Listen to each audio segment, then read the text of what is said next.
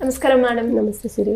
Rich అవ్వాలని అందరికీ ఉంటుంది. దానికి ముందుగా రిచ్ మైండ్ సెట్ కూడా ఉండాలి అని చెప్తూ ఉంటారు. దాంతోపాటు ఆ మనీ యొక్క ఫ్రీక్వెన్సీతో మన ఫ్రీక్వెన్సీ కూడా మ్యాచ్ అవుతూ, దాంతోపాటు ఆ వైబ్రేషన్ని కూడా కంటిన్యూస్గా మెయింటైన్ చేయాలి అని చెప్తూ ఉంటారు. మరి ఆ మనీని అట్రాక్ట్ చేయడానికి ఆ ఎనర్జీ లెవెల్స్ కావచ్చు, వైబ్రేషన్ లెవెల్స్ కావచ్చు, ఆ ఫ్రీక్వెన్సీ మ్యాచ్ అవ్వాలి అంటే ఎలా డెవలప్ చేసుకోవాలి మేడం? ఇప్పుడు ఒక మాట అన్నారే, రిచ్ అవ్వాలి అని. రిచ్ అవ్వాలి కాదు, మనం రిచ్ అని ఫస్ట్ ఫీల్ అవ్వండి. Okay, we are rich.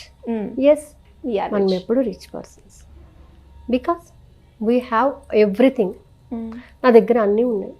నాకు ఏది కావాలో ప్రతిదీ నాకు విశ్వం ఇచ్చింది, నేను పొందాను, నేను అనుభవిస్తున్నాను.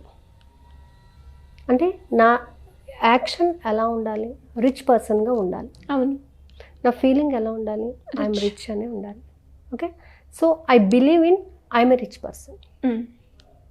నా అటైన్మెంట్స్, యాటిట్యూడ్స్ అన్నీ కూడా రిచ్గానే ఉండాలి. నేను మాట్లాడే ప్రతి మాట రిచ్గానే ఉండాలి. సో ఇలా రిచ్గా ఉండాలంటే మనం ఏమనుకుంటాం అంటే డబ్బు ఉన్న వాళ్ళే రిచ్గా ఉంటారు. వాడు రిచ్ పర్సన్ రా, వాడు ఎప్పుడు బాగా మస్తు డబ్బుల్లో ఉంటాడు, నా దగ్గర ఏం లేదు. లేదు కాదు, ఉంది, బట్ నువ్వు గుర్తించట్లేదు. నువ్వెందుకు గుర్తించట్లేదు అని అంటే నీ చుట్టూ ఉన్నటువంటి ప్రాబ్లమ్స్ని నువ్వు ఇరుక్కున్నావు కాబట్టి గుర్తించట్లేదు. వాడు ప్రాబ్లమ్స్ని వదిలేశాడు కాబట్టి వాడు గుర్తిస్తున్నాడు. వాడు ఎప్పుడైతే ఇవాళ పోనీలే, ఇవాళ 10 రూపీస్ పోయిందా, పోనీలే రేపు 100 రూపీస్ వస్తుంది అనే థాట్లోకి వెళ్ళిపోతాడో వాడు ముందుకు వెళ్తున్నాడు. ఈ 10 రూపాయలు పోయినాయి అన్నవాడు వారం అంతా 10 రూపాయలు పోయినాయి, 10 రూపాయలు పోయినాయి, 10 రూపాయలు పోయినాయి అంటే ఇంకో 10 రూపాయలు కూడా పోగొట్టుకుంటాడు. అంటే పోయిన దాని మీదే వీడి ఆలోచన ఉంటుంది. వీడి ఫ్రీక్వెన్సీ పెరగదు కదా. అప్పుడు మనీని అందుకోవాలి అని అంటే నువ్వు ఎప్పుడు పరిగెడుతూనే ఉండాలి. ఎప్పుడు కూడా దాని ఫ్రీక్వెన్సీని రీచ్ అవ్వడానికి నువ్వు ధైర్యంగా ఉండాలి, నెగిటివ్ థాట్ ఉండవద్దు, ఎనర్జీని కలిగి ఉండాలి. బికాస్ ఎందుకంటే మన చుట్టూ ఉన్న ప్రతిదీ కూడా ఎనర్జీకి సంబంధించిందే. నువ్వు కోపంగా ఉన్నావు, కోపంగా ఉండటం వల్ల అంటే పోయిందే అని బాధలో ఉన్నావు. ఈ బాధ ఏం చేస్తుంది? నిన్ను నీ సెల్స్లో ఎనర్జీని కుసించుకోదు. పోన్లే 10 రూపాయలే కదా అన్నావు అనుకో, నువ్వు ఎలా లైట్గా తీసుకుంటున్నావు అది కూడా అలాగే లైట్గా తీసుకుంటావు. అదే నువ్వు 10 రూపాయలు పోయినాయి అన్నావు అనుకో, నీతో పాటు నీ సెల్స్ అన్నీ కూడా ఆ 10 రూపాయల మీదే ఫోకస్ పెడుతూ ఎనర్జీ ఇలా తగ్గుతుంది. మరి ఎప్పుడు ఫ్రీక్వెన్సీ పెరుగుతుంది? అవును, ఇలా వెళ్ళేదాన్ని నువ్వు ఇలా వెనక్కి లాగుతున్నావు. నీ ప్రాబ్లమ్స్ని వెనక్కి లాగుతున్నావు, ముందుకు వెళ్ళనివ్వట్లేదు దాన్ని. ఎంతసేపు దానికి నాకు ఈ ప్రాబ్లం ఉంది, ఈ ప్రాబ్లం ఉంది, ఈ ప్రాబ్లం ఉంది అని చెప్తూనే ఉన్నావు. ఆ ప్రాబ్లంనే దానికి తలకు రుద్దుతున్నావు. సో అది ఎప్పుడు ఫ్రీక్వెన్సీ పెంచుకోదు. సో ఆ ఫ్రీక్వెన్సీని పెంచుకోవాలంటే ఫస్ట్ లీవ్ ఎవ్రీథింగ్. ప్రజెంట్లో బతకడం నేర్చుకోవాలి. పాస్ట్లో జరిగిపోయింది. మనకి తెలుగులో సామెత చెప్తారు, మా తాతలు నేతులు తాగారు అది ఇది అని చెప్పేసి బోల్డ్ ఉండేది. అయిపోయింది అది. ఇప్పుడు నువ్వేం సంపాదిస్తున్నావు, నువ్వేం సంపాదించాలనుకుంటున్నావు, ఏం సంపాదిస్తే నువ్వు హ్యాపీగా ఉంటావు, ఫస్ట్ ఆ ఫీలింగ్ తెచ్చుకో. You are the king, you are the queen. నేను రాణిలా బతుకుతున్నాను. ఎస్, బతుకుతున్నాను, అంతే. బతుకుతున్నాను అనేటటువంటి థాట్ ప్రాసెస్ నీ ఫ్రీక్వెన్సీని పెంచుతుంది. ఇలా నెలంతా కష్టపడితేనండి ఒక 50,000 1 లక్ష రూపాయలు వస్తుందండి అంటే you are not satisfied with what you are getting also. ఇంకా వచ్చేదాన్ని నువ్వేమో యాక్సెప్ట్ చేస్తావు? చేయలేం కదా. నువ్వు వచ్చేదాన్ని యాక్సెప్ట్ చేయాలి, నువ్వు తీసుకోవాలి అని అంటే ఇప్పుడు ఉన్నదాన్ని, ప్రజెంట్ దాన్ని నువ్వు హ్యాపీగా చూసుకోవాలి కదా.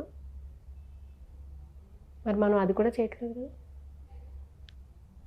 ఇప్పటి వరకు నా దగ్గర ఉన్న డబ్బుకి కృతజ్ఞత చెప్పట్లేదు, ఇకపై వస్తున్న డబ్బుకి కృతజ్ఞత చెప్పట్లేదు.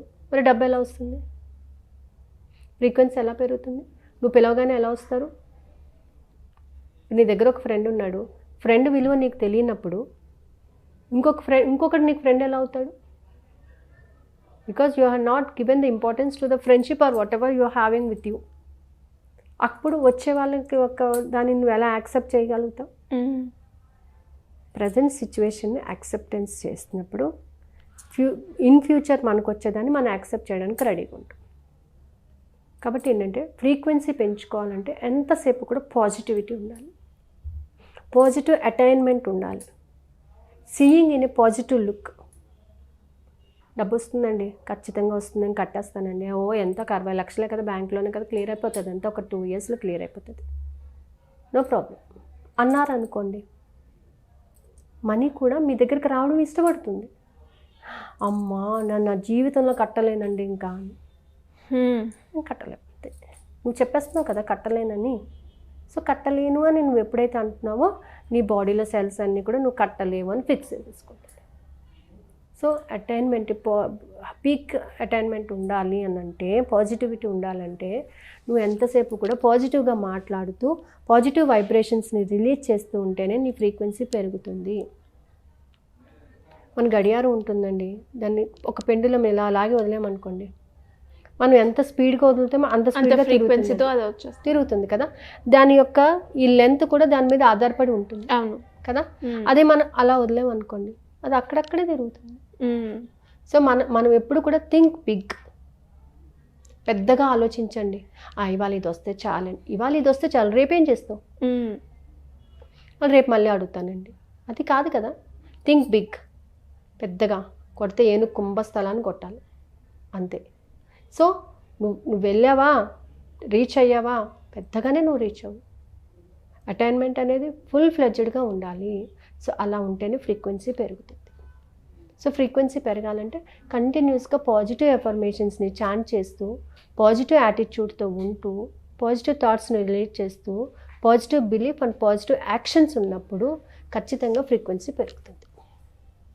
సో మనం క్లాస్లో చెప్పుకునేది కూడా ఆ పాజిటివ్నెస్ని పెంచుకోవడానికి, మనకున్న నెగిటివ్స్ని తీసేసి. ఇప్పుడు చాలామంది ఏమంటారంటే నెగిటివ్స్ వస్తున్నాయి. సో నెగిటివ్స్ వస్తే ఏం చేస్తారు, కూర్చొని వాటితో పాటు బాధపడతారా? బాధపడకండి, రాయండి, ఒక పేపర్ మీద రాయండి, మీకు వచ్చే నెగిటివ్ ఆలోచనలన్నీ రాయండి. మార్నింగ్ ఏమొచ్చినాయి, మధ్యాహ్నం ఏమొచ్చినాయి, నైట్ ఏమొచ్చినాయి రాసేసేయండి. రోల్ చేసేసి క్యాంఫోర్ పెట్టేసి కర్పూరం పెట్టేసి పేపర్ కాల్ చేసేయండి. చెప్పండి, నాకు నిన్న నెగిటివ్స్ అన్నీ వదిలేసినాను, ఇప్పుడు రిలీజ్ అయిపోతుంది.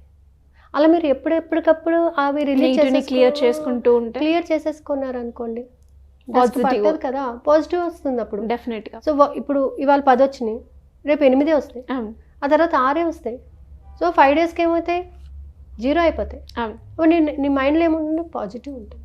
సో ఆ పాజిటివ్నెస్ని మీరు డెవలప్ చేసుకోవాలి, అప్పుడే మనీ వస్తుంది. అలాగే చాలా మంది కూడా రిచ్ పర్సన్ అవ్వడానికి, కోటీశ్వర్లు అవ్వడానికి ఆ మార్గం గురించి వెతుకుతూ ఉంటారు మేడం. మనము నేర్చుకోవాలి, మన ఇన్బిల్ట్ మనం ఇప్పుడు నాకు రాలేదు, బట్ అది ప్రాక్టీస్ ద్వారా వస్తుంది అని అంటూ ఉంటారు. సో మరి అలా ఎవరైనా కూడా మీ క్లాస్లో జాయిన్ అయ్యి నేర్చుకోవాలి అంటే ఏ విధంగా పాసిబుల్ మేడం? సో మనం 3rd నుంచి ఒక క్లాస్ కండక్ట్ చేస్తున్నామండి, 3rd, 8th, 24. సో 3, 8 24. ఆ రోజు క్లాస్ ఏంటంటే మనం రిచ్ పర్సన్గా అవ్వాలి. సో ప్రతి ఒక్కరికి అలా ఉంటుంది, నేను రిచ్గా ఉండాలి, రిచ్గా తిరగాలి, కార్లో తిరగాలి. Yes, that's good, fine. ఎప్పుడు కూడా మన గోల్ అలాగే ఉండాలి, థింక్ బిగ్. సో ఏంటంటే సాటర్డే క్లాస్లో, అది సాటర్డే, 3rd సాటర్డే నేను డెమో ఇస్తాను. And 5th, 6th, 7th 3 days కూడా మనీ గురించి, నీకున్న నెగిటివ్ థాట్స్ అన్నిటిని తీసేయడానికి ఓన్లీ మనీ మెడిటేషన్ జరుగుతుంది. ఓకే, ఓన్లీ మనీకి సంబంధించిన ఎఫర్మేషన్స్, మనీకి సంబంధించినటువంటివి మాత్రమే మాట్లాడుకుంటూ 3 days మీకు మనీ గురించి ఉన్నటువంటి అభిప్రాయాలు నాకు చెప్తూ వాటిని రిమూవ్ చేసుకోవడం.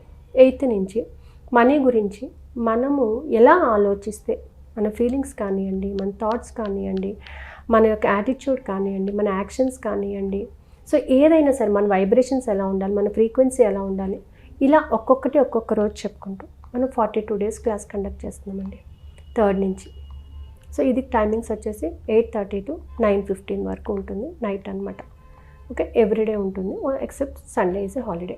సో ఈ క్లాస్ జాయిన్ అయిన వాళ్ళకి ఒక 7 days నేను మార్నింగ్ టైం క్లాస్ ఫ్రీ ఇస్తాను. ఓకే, బ్రహ్మముహూర్తం మెడిటేషన్ ఏదైతే ఉందో అది వీక్లో వన్స్ నేను బ్రహ్మముహూర్తం మెడిటేషన్ వాళ్ళకి ఫ్రీ ఇవ్వాలని అనుకుంటున్నాను. ఎందుకంటే వాళ్ళు కూడా ఆ టైం యొక్క ఎనర్జీని తీసుకోవాలి. అవును, అది. So this time starting the classes by 3rd. Okay, interest ఉన్న వాళ్ళు ఎలా అప్రోచ్? స్క్రోల్ అవుతుంది, కాల్ చేస్తే వాళ్ళు చెప్తారు information. Thank you madam, thank you so much.